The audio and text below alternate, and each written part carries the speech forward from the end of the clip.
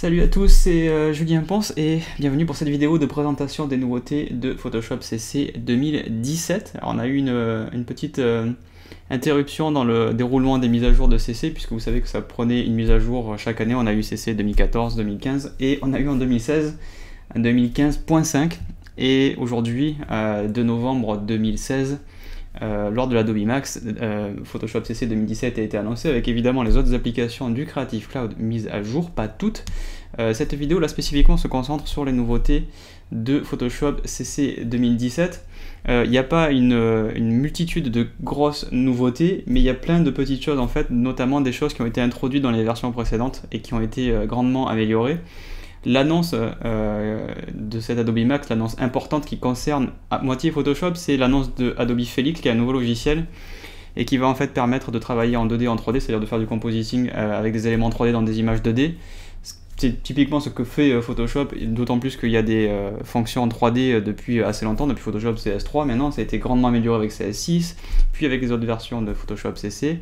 Et là maintenant en fait on va dire que les fonctionnalités 3D de Photoshop CC se retrouvent au sein d'un nouveau logiciel avec évidemment des améliorations. Donc en fait la grosse annonce concernant Photoshop est indirecte puisque ça va être sur un nouveau logiciel, mais qui sortira à la fin de l'année, ce qui explique que dans cette vidéo vous ne verrez pas, en tout cas pas avec moi puisque je n'ai pas Adobe Felix, le logiciel sera à la fin de l'année, il est qu'en test, et même si vous allez voir des démos qui vont être faites par Adobe, je ne pourrai pas vous le montrer avant qu'il soit disponible évidemment.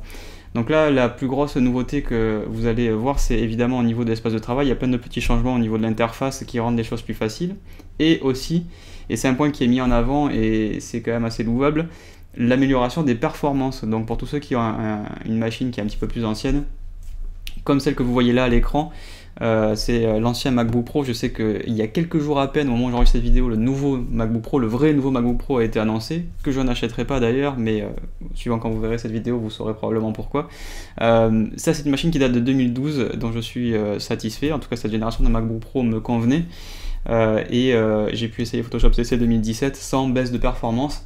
Donc c'est assez louable parce que ça fait vraiment plusieurs versions de Photoshop qui se mettent à jour et qui n'ont pas un impact réel sur les performances, entre guillemets, qui n'alourdissent pas en gros le travail. Vous n'avez pas l'impression que votre machine vieillit parce qu'il y a des nouvelles versions de logiciels, ce qui est très très rare.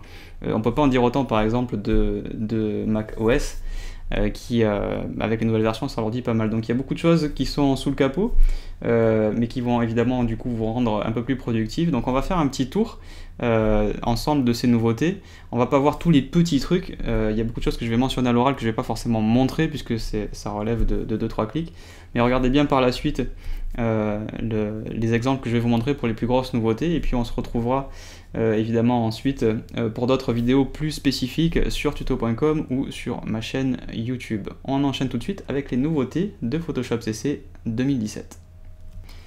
Donc nous voici sur la machine où j'ai installé Photoshop CC 2017. J'ai installé 2017 toutes les applications qui étaient disponibles, ou presque, puisqu'il y a des choses dont je ne me sers pas. Vous voyez là, c'était exactement tout ce qui est disponible. Donc vous, si vous êtes encore sur 2015, vous verrez normalement un petit bouton. Depuis le 2 novembre au matin, là il est, voilà, on est le 2 novembre à 16h38. Normalement la mise à jour a été poussée chez tous les abonnés Creative Cloud. Je l'ai vu apparaître moi en fin de matinée, à l'instant où ça a été annoncé à l'Adobe Max. Donc vous devriez voir au moment où vous voyez cette vidéo la première fois, je pense du coup le 3 novembre, définitivement la mise à jour devrait être disponible. Ça arrive à chaque sortie de CC que des abonnés ne voient pas la mise à jour, mais j'imagine qu'il y a plein de gens qui vont voir cette vidéo beaucoup plus tard, donc un petit bouton en mise à jour, et Photoshop se mettra à jour. Il faudra le fermer s'il est ouvert, puisqu'évidemment il ne peut pas se mettre à jour s'il est ouvert. Donc le moment qu'on attend tous, c'est à quoi ressemble l'écran de démarrage quand on ouvre Photoshop. Voilà, il est plutôt sympa, je le préfère définitivement à celui de Photoshop CC 2015. Ça va assez vite puisque ça démarre sur un SSD, donc si vous avez un SSD en général, vous n'avez pas tellement le temps de le voir. Et je vous laisse découvrir les autres splash screen, écran de démarrage des autres applications de la Creative Suite, parce qu'ils sont vraiment très jolis. Donc ça c'est quelque chose que vous connaissez déjà, cet écran de démarrage avec la vue par liste ou la vue par mosaïque. C'est quelque chose qui a été introduit avec Photoshop CC 2015 il me semble, pour l'ensemble des applications. Il peut être introduit la toute première fois dans CC 2014, mais à l'époque je crois que c'était pas dans toutes les applications du CC. Maintenant tout a été uniformisé, puisque vous savez qu'il y a des mises à jour qui se font à peu près tous les 6 mois de toute façon, donc il y a une mise à jour majeure et puis ensuite il y a des mises à jour mineures. Donc cet écran de démarrage c'est maintenant répandu dans toutes les applications du Creative Cloud, c'est plutôt pas mal d'ailleurs, puisque moi je l'aime bien, ça permet d'avoir un bon aperçu de ce qu'on a fait récemment. Par exemple ici on voit que j'ai bossé sur des photos puisque je suis en train de travailler sur un site web, mais en réalité si vous avez par exemple dans InDesign des maquettes, vous verrez carrément une preview de votre maquette, de votre fichier InDD, donc c'est plutôt pas mal. C'est pas une nouveauté, mais si vous venez d'une CC antérieure, ça peut peut-être vous surprendre. Par contre, la vraie nouveauté indirectement, c'est d'avoir un écran nouveau document qui a été entièrement repensé pour mettre en avant des modèles de documents que vous pouvez créer vous-même, bien entendu, avec ici, vous voyez, vous pouvez créer un paramètre prédéfini, c'est d'ailleurs l'icône que l'on avait déjà avant dans le logiciel dans les anciennes versions, mais qui a été grossi et mis dans cet écran. Donc tous les éléments récents sont ici, mais ensuite on peut voir dans différentes catégories, comme photo, impression, illustration, etc. On peut voir tout un tas de paramètres prédéfinis pour des documents vierges, mais on peut aussi passer directement via des modèles de documents qui sont en fait des compositions qui peuvent vous servir de base pour travailler et qui sont en fait fournies par Adobe Stock. On voit ici d'ailleurs un moteur de recherche. Donc si je tape Composite, je vais pouvoir cliquer sur OK. Alors je ne sais pas si à l'heure où j'enregistre il y a encore beaucoup de choses présentes. Donc voilà par exemple ici un Composite, mais j'ai pas beaucoup d'autres résultats. Pour le moment, voilà, il a lancé la recherche, c'est bon. Et on voit qu'on est en pleine mise à jour en ce moment. Donc ça risque d'être difficile. Je sais pas si je vais arriver à afficher la page parce que j'ai la connexion qui fait toutes les mises à jour en arrière-plan sur une autre machine. En tout cas, vous essayerez chez vous, vous allez voir que vous allez tomber sur Adobe Stock et vous allez pouvoir, via votre compte, s'il est connecté, cliquer pour dire je veux installer ce modèle et du coup il sera disponible dans cet écran. Donc ça c'est plutôt pas mal fait si vous voulez, si vous avez besoin un peu d'inspiration, d'avoir un petit coup de pied pour vous mettre en selle et partir sur une nouvelle composition, c'est pas mal. En général, moi je m'en sers pas, mais par contre je me sers beaucoup des paramètres prédéfinis. Là j'ai pas encore eu le temps d'en faire puisque c'est la nouvelle version, donc il y en a pas du tout. Donc admettons que je vais créer un paramètre prédéfini de tout ce que j'ai mis là, on va l'appeler test paramètre, et je vais cliquer sur enregistrer paramètre prédéfini. Et vous voyez que hop là boum, j'ai un paramètre avec exactement tout le contenu de ce que j'avais dans le nouveau document. Donc évidemment la taille, la résolution, le mode colorimétrique, mais aussi dans les options avancées l'espace de couleur et le format des pixels, même si évidemment même en vidéo de nos jours on travaille plus qu'en pixels carrés, hein. C'est très rare de faire du DV, je pense en 2017, enfin en 2016 en tout cas pour le moment. Donc si jamais vous voulez effacer un paramètre prédéfini, hop, un petit clic sur la poubelle et voilà. Donc c'est plutôt bien fait. Si vous avez des documents sur lesquels vous revenez souvent en termes de taille, vous avez vos paramètres. C'était possible d'en faire avant, mais maintenant il y a la vignette et surtout la possibilité donc d'avoir de vrais pré-modèles pour partir de quelque chose. Par exemple, si vous voyez il y a une tasse, si je veux faire un design de mug, hop, je peux partir de ça pour commencer à travailler. Donc évidemment quand on va cliquer dessus, on a l'aperçu, il est gratuit, donc on va cliquer sur télécharger, ça va le télécharger. Donc comme je vous ai dit là, je suis en train de faire des mises à jour, donc on va pas partir d'un document tout prêt, puisque vraiment ce que ça va faire, c'est ça va le télécharger et ça va l'ouvrir. Donc ensuite derrière, vous allez arriver en terrain connu. Donc on va ouvrir Bridge. Pourquoi? Parce que parmi les nouveautés de Photoshop, il y a aussi Camera Raw, forcément. Donc on voit ici dans Bridge l'interface que vous connaissez bien. C'est des photos que j'ai prises récemment et sur lesquelles je vais bientôt travailler. On voit l'intégration d'Adobe Stock. On peut maintenant configurer l'accès à Adobe Stock depuis Bridge pour la publication. Donc si vous voulez contribuer, ici toujours la même chose, donc on sélectionne et on a le panneau qui s'affiche, mais par contre on a une nouveauté qui va être intéressante en ce qui concerne Camera Raw. On va faire un clic droit et on va lui dire, alors hop, clic droit, ouvrir dans Camera Raw, boum là, et le truc nouveau dans Camera Raw 9.7, et ça c'est quand même plutôt cool, c'est le support tout simplement de la pression. Donc quand on va prendre un outil avec le pinceau, et peu importe ce qu'on va faire, donc on va faire quelque chose ici de très visible, avec, hop, ici on va descendre parce que j'ai peut-être une taille qui est un peu violente. On va augmenter la taille de la fenêtre, hop là, voilà. Donc vous voyez que ici j'appuie tout doucement et ça fait une toute petite retouche. Donc le réglage n'est pas complètement appliqué. Si j'appuie très fort, voilà, on voit que la retouche de lumière se fait de manière assez forte. Donc je peux appuyer très fort sur les côtés, et puis quand je vais arriver à un endroit où il faut être un peu plus doux, vous remarquez aussi que, ça c'est pas une nouveauté de 2017, mais ça a été amélioré. Les performances tirent maintenant parti du GPU. Donc ça veut dire que là, ces calculs qui sont en fait assez durs sont maintenant accélérés par le GPU. Donc là j'ai fait quelque chose de vraiment très fort en même temps, donc c'est peut-être pas très malin, mais vous voyez que Ensuite, je peux revenir sur le réglage si je veux éclairer une partie. Et en tout cas, j'ai maintenant la pression dans Camera Raw. Donc si je voulais rééclairer mon fond, voilà, on va essayer de faire un truc vite fait. Ça vous donne la possibilité de travailler la tablette pour tous ceux qui ont l'habitude de faire ça dans Photoshop, et maintenant on peut le faire directement dans Camera Raw, donc en 16 bits, non destructif, enfin toute la puissance du fichier brut. Et je vais avoir maintenant un fond qui va être propre. J'aurais pu utiliser la fonction aussi masque automatique pour faire le contour tout seul, mais là voilà, j'ai déjà quelque chose qui est pas mal pour améliorer mon image. On peut faire le avant-après, voilà, histoire d'avoir un fond blanc. Alors, je ne l'ai pas exactement maintenant, mais on peut aussi retourner le stylo, enfin le stylet. Donc j'ai une tablette Wacom, hein, parce que comme vous vous en doutez, il n'y a pas mieux que Wacom. Enfin, j'ai pas encore essayé autre chose, mais ça m'est arrivé une fois ou deux d'essayer un autre constructeur et c'était vraiment pas bon du tout, pas précis. En tout cas là j'utilise une Bamboo Fun, c'est vraiment une tablette qui coûte pas cher et qui marche très bien. Elle est plus disponible au catalogue, elle est un petit peu ancienne, mais je l'ai toujours parce que les tablettes Wacom sont indestructibles. Et j'ai pas la gomme en fait sur ce stylet, donc je peux pas vous le montrer, mais quand vous retournez le stylet, vous avez automatiquement le mode effacé qui apparaît. Donc voilà, c'est un petit détail, hein, c'est pas grand chose, mais sachez qu'avant c'était pas disponible.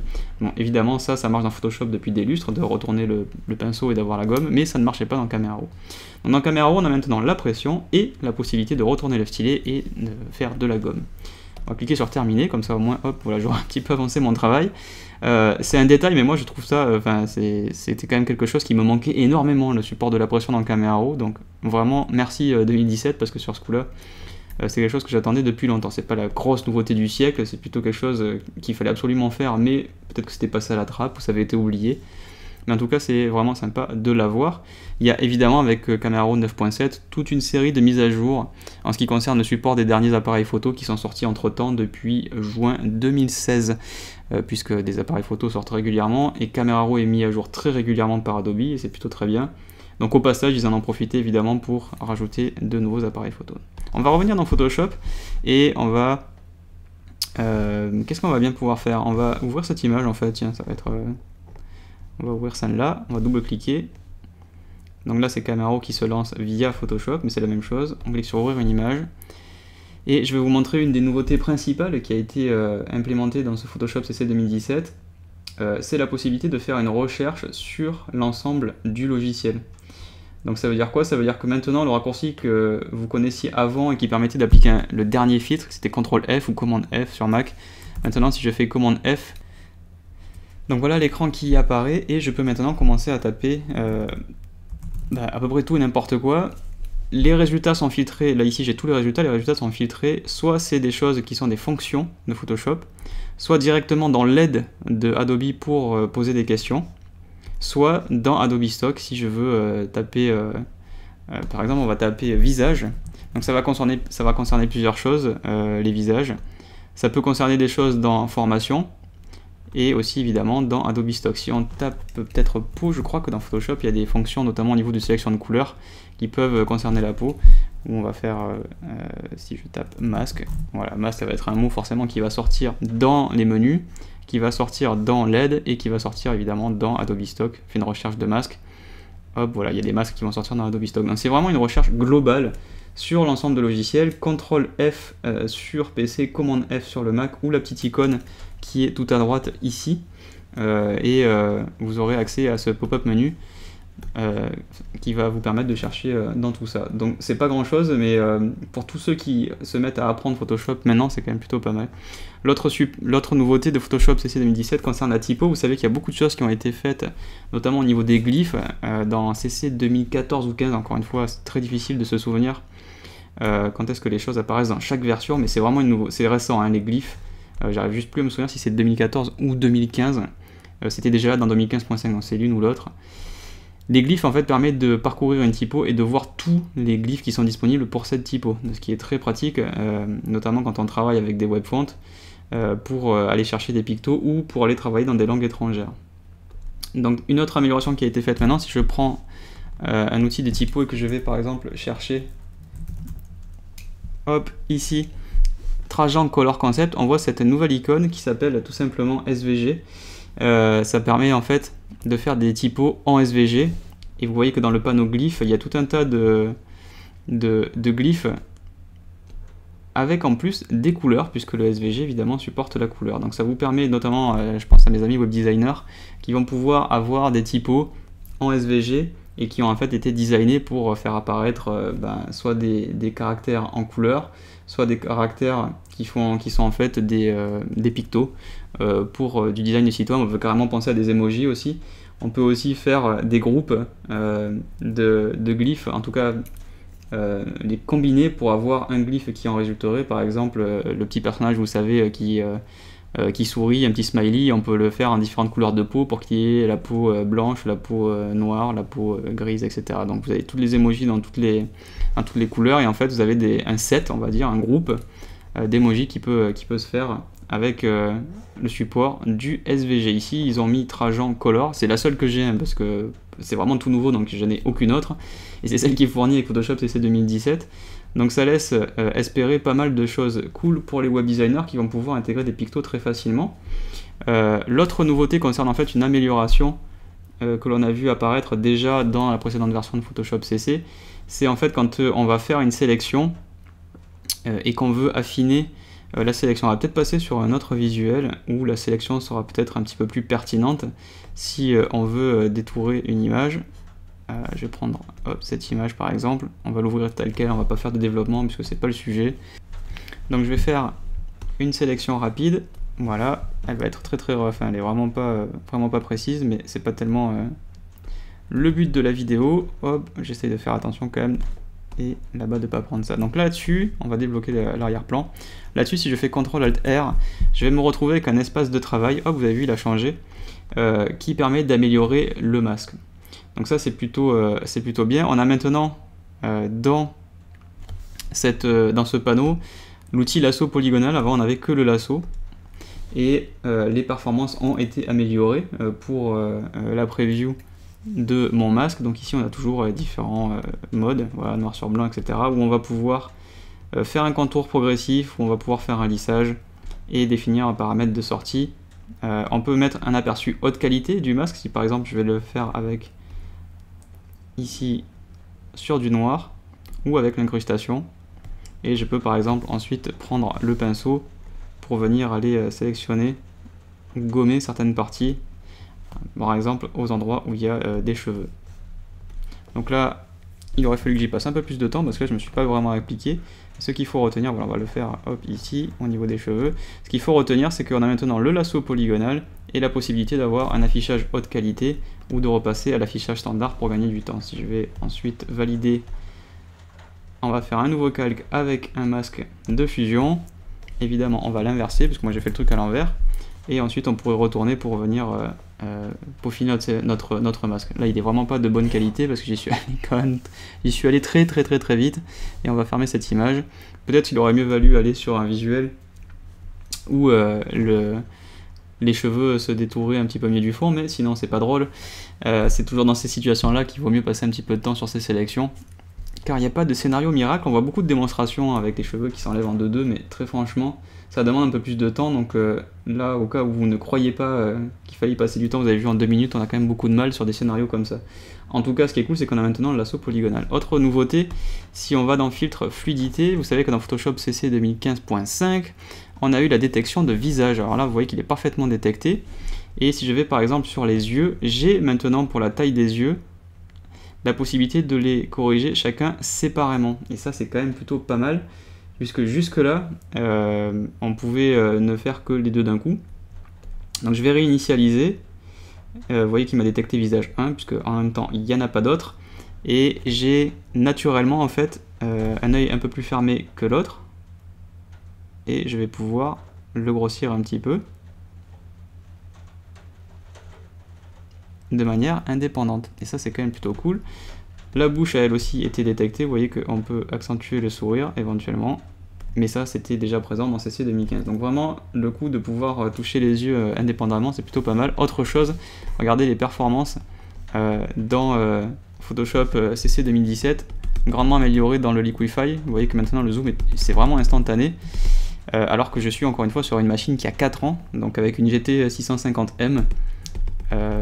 Donc c'est quand même plutôt pas mal d'avoir ce niveau de zoom. Quand je clique, j'attends pas quoi. Et je pars sur un fichier brut qui est quand même assez conséquent. Et en plus là, en ce moment, je suis en train d'enregistrer forcément. Donc il y a pas mal de ressources qui partent dans ScreenFlow pour gérer l'enregistrement du tuto. Donc cliquez sur OK et hop, on va avoir maintenant l'application de notre Liquify ou fluidité en anglais. Parmi les autres améliorations, on a pas mal de choses en ce qui concerne aussi les librairies du Creative Cloud. On peut maintenant les archiver et les restaurer. On peut faire du drag and drop directement depuis Adobe Stock. Donc quand on est dans Fenêtre et que on est dans notre bibliothèque, dans nos librairies, hop, on va afficher ici les bibliothèques, on va le sortir. Si j'ai un résultat de Adobe Stock que je veux intégrer, je vais pouvoir le mettre directement dans ma bibliothèque par drag and drop. Donc moi j'ai pas grand chose dans ma bibliothèque ici, c'est juste des éléments que j'utilise très souvent en fonction de différents scénarios, entre différents clients. Et pour l'instant je ne me sers pas encore énormément d'Adobe Stock, mais pour ceux qui l'utilisent beaucoup, vous allez pouvoir gérer vos librairies de manière un peu plus intéressante. Il y a pas mal aussi d'améliorations qui ont été faites au niveau du panneau propriété. Donc si je vais dans Fenêtre et que je vais chercher propriété, ce panneau fait maintenant partie de l'espace de travail. J'ai cherché le mot en français, c'est workspace en anglais, mais c'est espace de travail. Donc maintenant dans les indispensables, on retrouve le propriété qui est intégré directement. Et on va aussi avoir des propriétés qui vont être indiquées quand on met de la typo. Donc par exemple si je mets ici 2016 avec la belle Trajan en SVG concept, parfait. Allez hop, on va mettre 2016 Julien Ponce. C'est pas exactement ma charte graphique, hein, mais bon, pourquoi pas. Voilà, vous remarquez que le panneau propriété affiche maintenant la typo et affiche pas mal d'autres informations comme l'alignement, la taille. Donc ça veut dire que sans aller dans l'outil texte, on peut directement aller changer la couleur. Donc là en l'occurrence, si je mets B basse régular, voilà, avec du noir, si je veux changer d'avis, j'ai le droit, boum, je peux mettre du gris. Ça c'est vraiment super pratique parce qu'avant il fallait aller forcément dans le panneau texte pour pouvoir faire des choses. Donc c'est aussi la même chose si je fais un calque vectoriel, on va aller poum fond, on va mettre un fond gris par exemple, et on va faire ça, tac, on va le mettre en dessous. Vous voyez que le panneau propriété m'affiche maintenant là aussi des informations contextuelles en fonction du calque qui est sélectionné. Donc en l'occurrence ici c'est un calque vectoriel, donc j'ai des informations sur les éléments vectoriels. Donc en gros l'épaisseur du contour, le remplissage, la forme de l'extrémité, les angles arrondis, et en plus des opérations booléennes avec une version allégée. Ici, hop, j'ai fait un petit drag and drop, ça fait exprès, voilà, ici les opérations booléennes comme addition, soustraction et intersection, ou une intersection inversée si jamais je veux rajouter des éléments sur ce même calque vectoriel. Donc là aussi, avec ce panneau que l'on pourrait ancrer directement par exemple, hop, ici dans l'interface, on peut avoir vraiment juste au-dessus, à portée de clic, toutes les informations dont on a besoin en fonction de ce sur quoi on travaille. Donc s'il y a des amateurs de Adobe Experience Design, pour l'expérience utilisateur, le design d'applications mobiles notamment, on peut maintenant prendre un calque et le jeter directement dans Adobe Experience Design, donc ça c'est plutôt pas mal. Donc en gros il y a des choses qui ne sont pas encore supportées, comme par exemple les ombres portées, mais si vous avez par exemple ici cette signature, là clairement on pourrait prendre ces deux calques et les jeter dans Experience Design à côté dans la fenêtre pour que Experience Design les reconnaisse, et ça va passer par le format SVG. Donc il y a plein de petits trucs aussi qui ont été améliorés dans Photoshop CC 2017. Parmi les choses importantes, vous avez vu quand j'ai fait mon texte, si je clique à côté, le texte est validé. Avant, quand on cliquait à côté, ça ne faisait rien. Il fallait cliquer sur la petite croix là-haut ou appuyer sur entrée, mais non pas le entrée ce qu'on appelle le retour chariot en français, mais le entrée du pavé numérique. Et évidemment, moi là par exemple, je suis sur un portable, j'ai pas de touche entrée de pavé numérique. Donc j'ai été obligé de faire FN entrée. Voilà. Maintenant, si je mets par exemple, tiens, 2017 et que je veux valider, poum, je clique à côté et ça valide. C'est un truc qu'on attendait depuis que l'outil texte existe, j'ai envie de dire. Donc vraiment merci de l'avoir fait, parce que tous ceux qui connaissaient pas le raccourci fonction entrée pour les portables ou qui n'avaient pas de touche entrée dans le pavé numérique, bon ok, on pouvait aller sur la petite coche là-haut, mais franchement le réflexe de base c'était de cliquer à côté, maintenant ça marche enfin quoi. Donc autre nouveauté par exemple dans les préférences, parce qu'il faut quand même aussi y penser, que l'on va dans l'interface. Au niveau de l'apparence, il y a la possibilité maintenant de choisir la fonction, la couleur pardon, de highlight, la couleur de mise en avant. Donc si je vais dans apparence, ici, couleur des tons clairs par défaut ou bleu. Et vous voyez ici la fonction highlight. Donc là, ici par défaut c'est gris et bleu clair. Et là maintenant c'est tout bleu. Et je peux cliquer sur OK. Donc c'est un truc un petit peu plus sobre. Et si on le met par exemple, si on le couple par exemple avec un fond entièrement foncé, ça donne quelque chose qui se fond vraiment avec les applications vidéo et effets spéciaux et qui laisse vraiment sortir l'image, ce qui fait que l'interface disparaît un petit peu et ça vous permet de vous concentrer un peu mieux sur votre image. J'ai tendance des fois à revenir sur le gris pas complètement foncé parce que sinon le contraste avec l'image est parfois un peu fort, en particulier sur une image comme ça qui est vraiment très blanche et qui sort aux yeux, qui fait limite un peu mal aux yeux, quoi.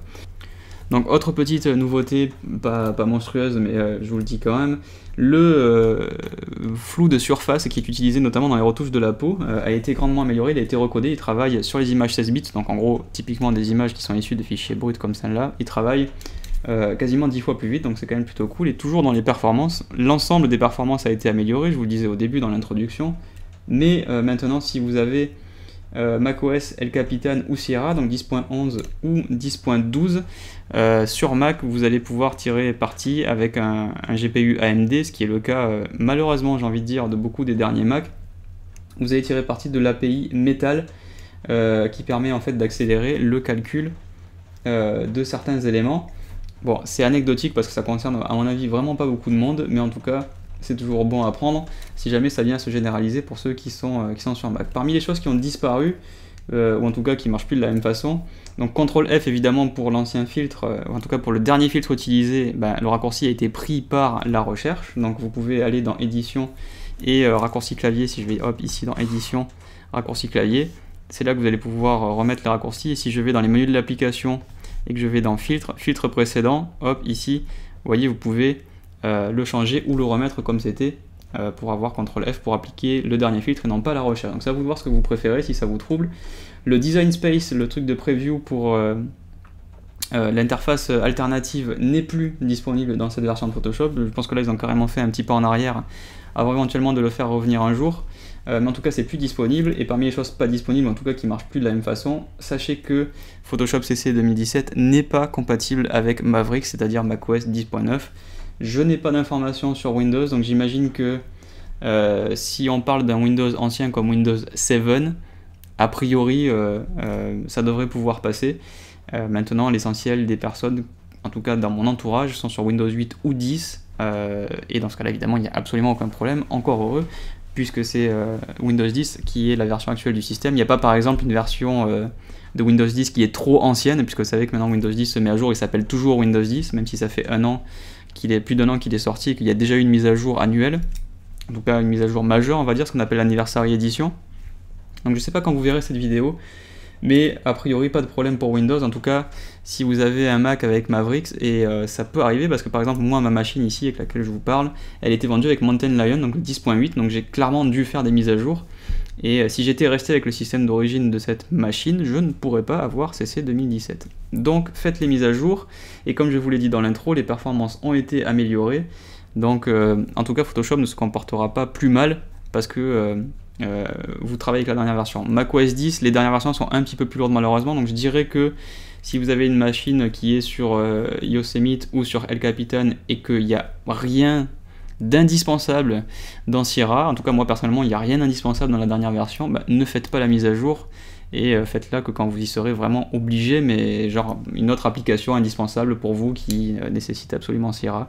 En tout cas moi je suis sur El Capitan et je suis très content, donc 10.11, et je ne prévois pas de faire la mise à jour, et Photoshop CC 2017 ne me demande pas de la faire, donc c'est très bien. Voilà, on a fait un petit panorama, vous avez vu que les nouveautés sont des petits ajouts à droite à gauche, avec quelques gros trucs quand même qui marchent plutôt pas mal, qui sont très bienvenus. C'est pas une mise à jour majeure de Photoshop. Comme je vous l'ai dit, c'est Adobe Felix qui sera une nouvelle application qui va partir des bases de ce qui a été fait en 3D dans Photoshop depuis plusieurs années, et ça devient un logiciel à part. Ce sera disponible à la fin de l'année. Je ne manquerai pas bien entendu de vous faire une petite vidéo dessus, et probablement ensuite des tutos de mise en pratique. En tout cas pour Photoshop CC 2017, voilà ce qu'on pouvait dire cette année pour cette Adobe Max. Donc si vous avez vu cette vidéo sur YouTube, sachez que vous pouvez aller sur tuto.com et tapez Julien Ponce tout attaché pour retrouver tous mes tutos. Vous trouverez beaucoup d'ateliers, de mise en pratique pour des choses très spécifiques comme par exemple la retouche de paysage, de portrait, de mode. On parle aussi de compositing, j'ai des tutos sur les masques, sur les objets dynamiques, enfin tous les sujets où il y a des choses à apprendre et pour gagner en productivité dans Photoshop. Et vous avez évidemment la formation complète à Photoshop CC qui s'appelle Photoshop CC 2014, mais dans laquelle je rajoute à chaque fois une vidéo gratuite pour les nouveautés. Donc ceux qui ont acheté cette vidéo il y a 2 ans vont avoir la vidéo que vous êtes en train de regarder évidemment gratuitement pour avoir les nouveautés automatiques. Alors c'est rajouté sur tuto.com. Et automatiquement, en fait, le nouveau chapitre se rajoute quand la vidéo est disponible, puisque maintenant tuto.com permet en fait aux vidéos d'évoluer avec le temps, et les auteurs peuvent rajouter de nouveaux chapitres s'ils le souhaitent. Pour apprendre les bases de Photoshop, si vous voyez cette vidéo et que vous voulez vous mettre à Photoshop, mais que vous n'avez pas vraiment mis en pratique Photoshop dans votre vie, j'ai une nouvelle vidéo qui s'appelle Photoshop CC 2015, les bases, et qui est évidemment intégralement compatible avec ce que vous avez vu dans 2017, puisque c'est vraiment des ajouts qui sont assez mineurs. Donc vous pouvez cumuler les deux pour vous mettre à Photoshop. Photoshop CC 2015 les bases. Si vous n'êtes pas encore abonné, si vous regardez cette vidéo sur YouTube ou sur Tuto, n'hésitez pas à vous abonner puisque comme ça vous aurez automatiquement une petite notification qui vous dira quand est-ce qu'une vidéo est disponible, et j'essaye d'en faire toutes les semaines. Vous avez en général un tuto gratos par semaine à choper sur YouTube, donc ça mange pas de pain. Vous abonner vous permet de me donner un petit coup de pouce au niveau du classement des chaînes, puisque évidemment plus il y a d'abonnés, plus les chaînes ressortent dans les résultats de recherche quand quelqu'un va taper tuto Photoshop par exemple. Donc encouragez-moi à faire des tutos gratuits, je les propose sur YouTube, en général je les propose au moins en HD, et j'essaie de plus en plus de proposer des tutos en 4K avec une interface Retina, donc avec vraiment une super lisibilité. Et puis évidemment pour vous tenir informé de toutes les nouveautés et de toute mon actualité, vous avez ma page Facebook, c'est facebook.com/julienponceuk, et j'y parle de cinéma, de photos, de tutos, de tout ce qui concerne la créativité, la création en général, le milieu artistique, et tout ce qui peut inspirer en gros les créatifs. Voilà, c'est vraiment, on va faire une grande famille pour tout ça. En tout cas, merci de m'avoir suivi. J'espère que ça vous a plu, que ça vous a permis d'y voir un petit peu plus clair dans ce qu'il y avait de nouveau dans Photoshop CC 2017. Si vous avez la moindre question, n'hésitez pas à me contacter, que ce soit sur YouTube via les commentaires ou les commentaires sur tuto.com ou bien encore ma page, je ne sais pas ce que vous préférez, mais n'hésitez pas à me poser des questions si vous en avez, et je vous donne rendez-vous très bientôt dans un nouveau tuto sur Photoshop CC 2017. Merci, salut.